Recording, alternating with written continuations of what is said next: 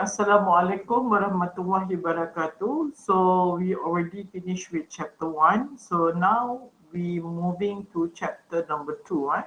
Chapter number 2 is facilitating, providing facilities, okay, in order to help the students to improve, okay, their learning process with the use of technology and uh, um, various types of media. All right. So facilitating learning through technology and media. All right. That is the name for chapter number 2. All right.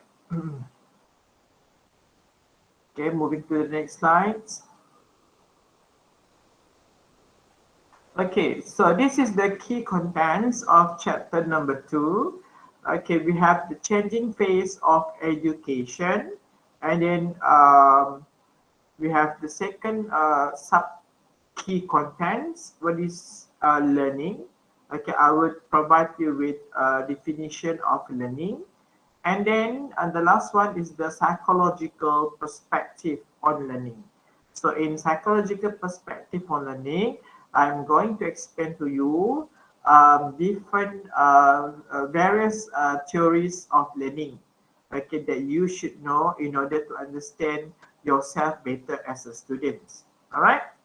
Okay, so next, okay, so the objective of chapter number 2 is first to the student should be able to describe, okay, what is learning, okay, what is learning. So you should be able to explain that, if you give a correct definition of the learning process and explain the importance why it is what is the importance of understanding, okay, the learning process, okay, for both teachers, me and you as a students. All right. And the second objective of this chapter 2 is to describe the changing roles, okay, of teachers and learners in learning environment.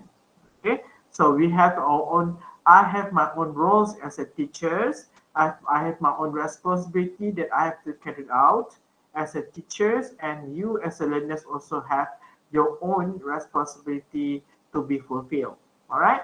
And the second and the third objective of chapter 2 is to identify the relevant questions, okay, for both teachers and learners, especially during PIE. Okay, what is PIE? PIE is stand for planning, P is for planning, I is for implementation, and E is for evaluation. Okay, stages of learning. Okay, so we have to plan first what we want to what lessons that we want to cover. All right, and then I implementation more to the uses of methods, media, and materials. All right, and E is for more to evaluation. After you have deliver the knowledge content to the students, then what you need to do, what you need to do, okay, after you have covered the whole syllabus, for example, right? Next is identify the potential contributions to learning of various instructional tools and technology. Ini kita nak mengenal pasti apakah what is the strength, what are the strength, what are the weaknesses, what are the limitations, okay, of learning, okay, through the various use of various instructional tools and technology. Alright guys, so this is the four objective of chapter number 2, facilitating learning through the use of technology and media. Alright, moving to the next slide. Okay, so before I'm going to explain further about the changing phase of education, let us first watch closely this video, okay, taken from a Malay classical movie, films, okay, Pendekar Bujang Lapuk, and then and after you watch this, okay, I want you to watch closely this video, and then please give your comments. Okay, so what is your comment on the students, on the roles of the students, on the roles of the teachers, and the learning environment? Okay, so ada sedikit expression dekat atas. Okay, so apa yang you akan lihat nanti is a traditional methods of teaching. Okay, method of teaching yang secara traditional. During this time, there are lack of instructional technology use. Okay, and then the control of planning. Okay, implementation evaluation is mostly in the hand of the teachers. Okay, the students you just being spoon fed by your teachers. Okay, everything is from your teachers. Okay, so let us see it together. Okay, this movie. Alright. Kalau you boleh dengar lah. Okay. Boleh dengar tak? Can you see the video move dengan dia punya apa nama audio tu? Boleh dengar tak? Boleh? Yes, sir. Boleh. Okay. Boleh, sir. Boleh, sir. Okay. Kita saksikan sama-sama ya. Okay.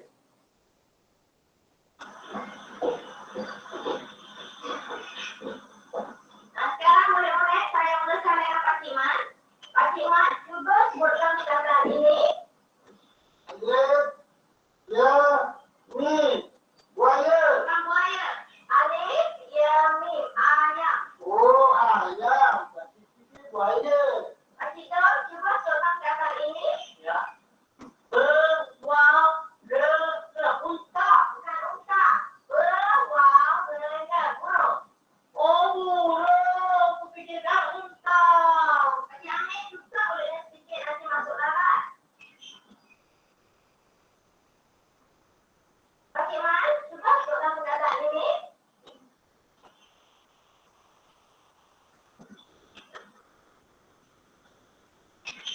Tak nampak dia hurufnya baru pula. Tak nampak? Pakai berhubung nampak. Salah Pakcik Man tu. Pandai juga. Pandai.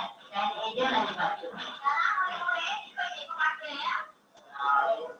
Alif, ya, mim, ayam. Ya. Cikgu Ros.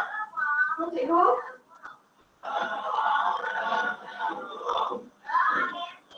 Ada anak murid yang baru. Mana ada cikgu? Ada. Alif, ya, satu, tiga. Kenapa ada nama cikgu?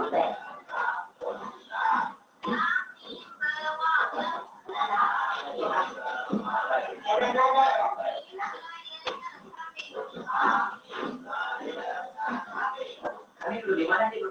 Pak Hu duduk di belakang. Yang murid-murid yang baru duduk di depan. Baik cikgu. Duduk belakang tadi. Ya.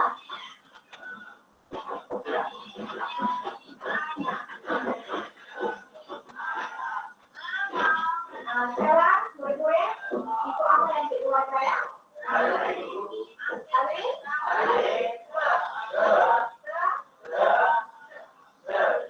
Sekarang murid-murid yang baru baca sendiri.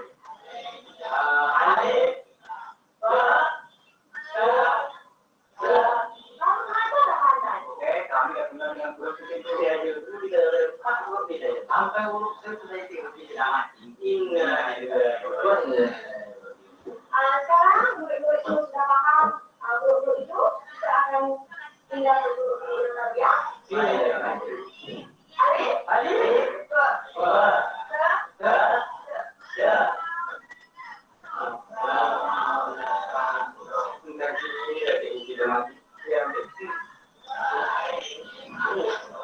Ini apa huruf ini? Sekarang saya nak tanya pada murid-murid yang baru. Jadi, huruf apa tu huruf ini? Dia ada tanah, ada ekor, dan ada satu mata di tengah-tengah. Mata dia satu saja. Ada ekor. Atas kanan. Huruf lambang kanan.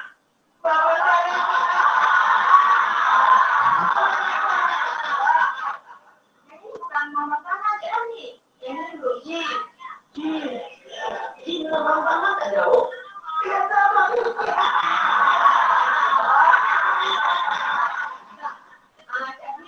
huruf apa tu huruf ini? Huruf ini sama dengan huruf J. Tapi tak ada mata tadi. Oh, dia ada mata. Sama sama J. Oh, J mata putih lah cikgu.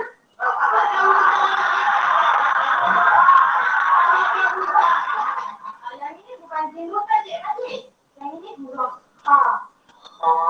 Oh, Sekarang cik sudah pula. jadi Kita tak dengan huruf ini. kita yang lagi. Huruf ini sama dengan huruf J. Huruf J matanya di tengah-tengah. Tapi huruf ini matanya di atas. Jim ini mata tengah-tengah, ini mata di atas itu. Jim pakai kunci.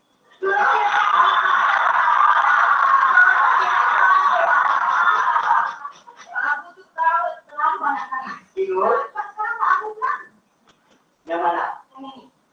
Oh, ini saya tahu nih huruf ini. Bukan huruf M. Nah, jangan sudah selalu katakan orang. Yang ini bukan huruf M. Yang ini huruf H.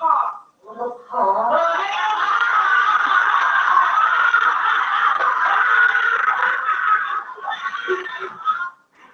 Okay.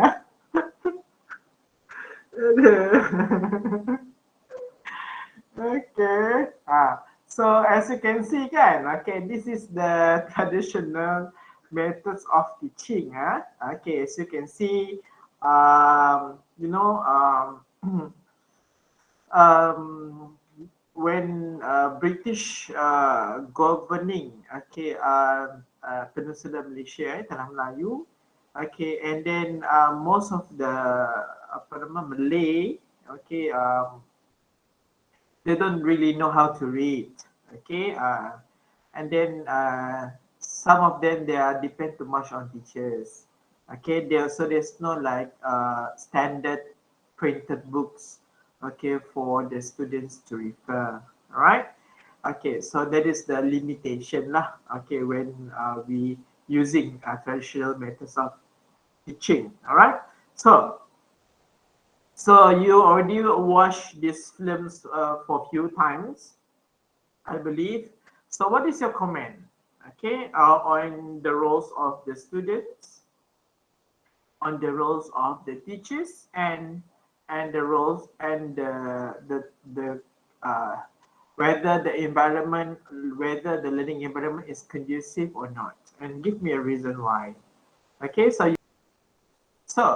this is the classroom setting. Okay, when teachers become the one who take total responsibility of the class, of the students. So this is the traditional view top of the teaching and learning, where the teachers become the center of okay, become the one who taking control of every part of the classrooms, okay, of environments. Okay, as you can see, okay, usually teachers will have their own tables and chairs in front of the class, okay, and then the students will facing the teachers, okay. So like you know, this is more to like individuals, like I think most of the secondary and primary schools they have this kind of setting, right? Okay, so where the way the teachers become the main center, become the one who take control of everything happens, okay, with their students. The students will just sit and then taking notes and then just listen and can try to understand what is being delivered and explained by your teachers, who are usually standing in front of the class. All right, so this is the traditional view of teaching and learning setting. All right, okay. So let us see first, okay, the changing roles of learners, okay.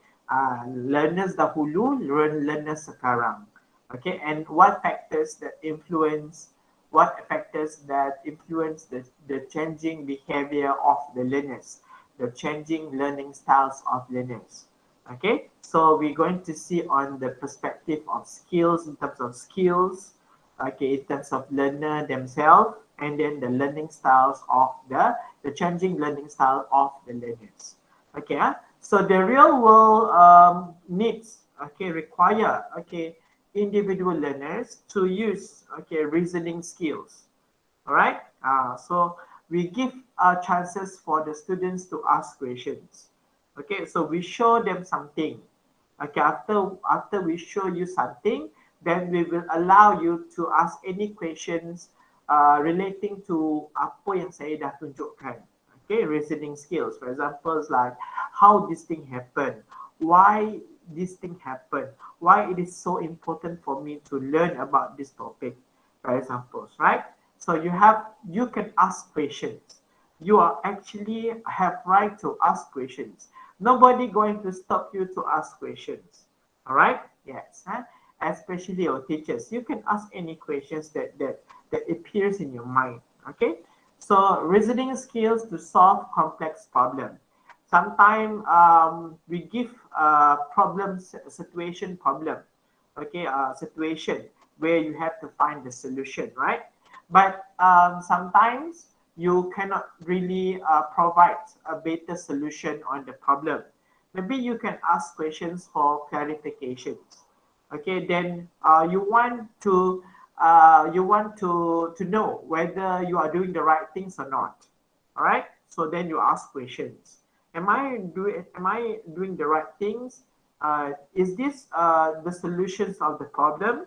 Then you ask questions to your teachers. And remember, class, the beginning of the knowledge is when you ask questions. Okay, so of course questions will be responded with answers. All right, sebagainya. All right. So when you are in situation problem, okay, where you have, then you need to find an answer, okay, as a solution of the problem. Then you will ask your teachers, or maybe based on maybe I give you a task for you to do. Okay, then maybe you can do brainstorming. You can ask your group members what ideas, what is the ideas about having this program and whatsoever. All right. So learners now are more proactive. Proactive tu maksudnya you can take your own initiative. You have to be independent. Okay, you cannot rely too much on teachers anymore. Okay, so you have to take your own initiative. Okay, jangan macam sebagai lembu dicucukkan hidung. Okay, so you only want to do the things that the lecturers wants you to do. Okay, but actually you can do more than that. But you just confining yourself. You dalam comfort zone. You stay dalam comfort zone, and then you just focus with whatever things that you have from your teachers. Alright? So that is not proactive. Itu passive. Okay, passive tu dia ambil saja. Dia just take without giving back. Okay, to the teachers, to the whole class dan sebagainya. Proactive participants in learning activities. When there is a learning activities, then you will become you become active, okay, listeners. Okay, active in a way of giving ideas, helping your friends, and then if you find there is blunders ataupun benda yang tak jelas, uncertain, then you will raise your hands and ask questions for further elaborations. All right. Okay, today's the diversity among class members is much greater. Yes. Okay, as you can see, certain schools we have a mix, different races, different students from different background. They are from low and high income families. They are rural and urban area students. Okay, as you can see in university, where in one class we have different races.